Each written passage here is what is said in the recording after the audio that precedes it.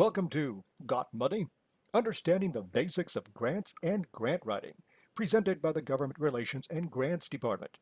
Inside, you will discover information that will help you seek and prepare a grant proposal. Inside, you will find what is a grant? How do I get started? How do I find a grant? How do I write a grant?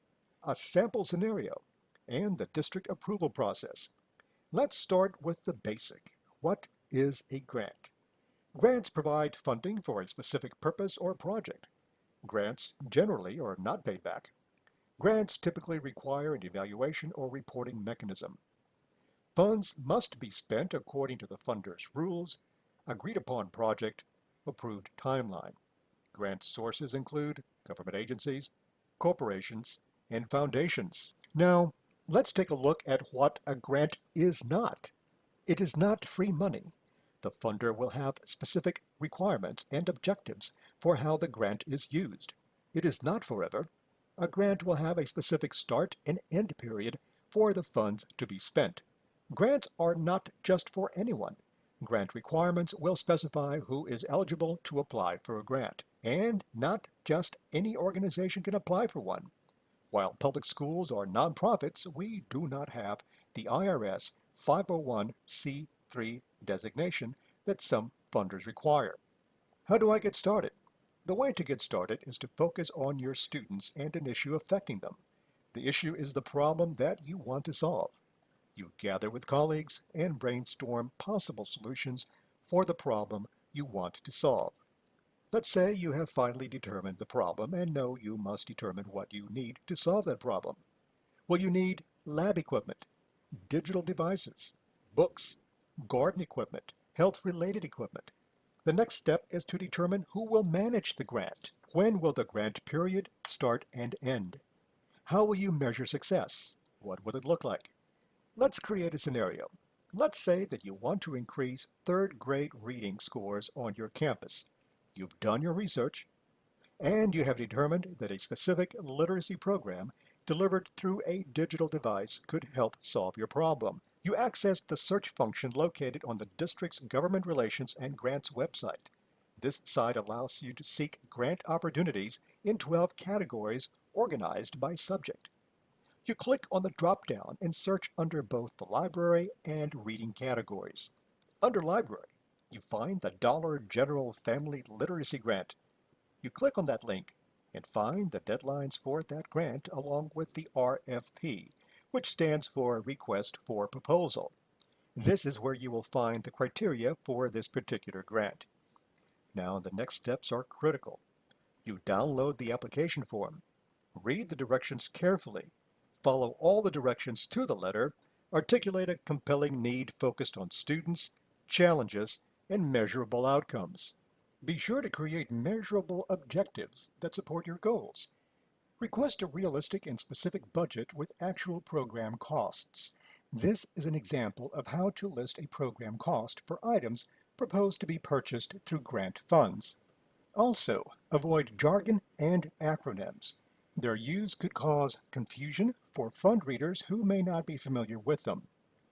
This is an example of what not to write. I want to buy 21 tablets.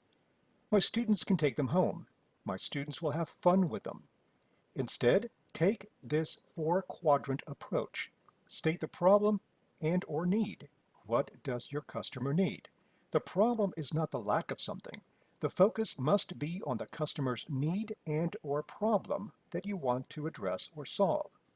Describe the method and or solution for the problem. Here you provide backup on why your proposal is the best solution. List the outcome objectives. How will you measure them? For instance, how will you measure the increases or decreases or improvements that are related to the problem?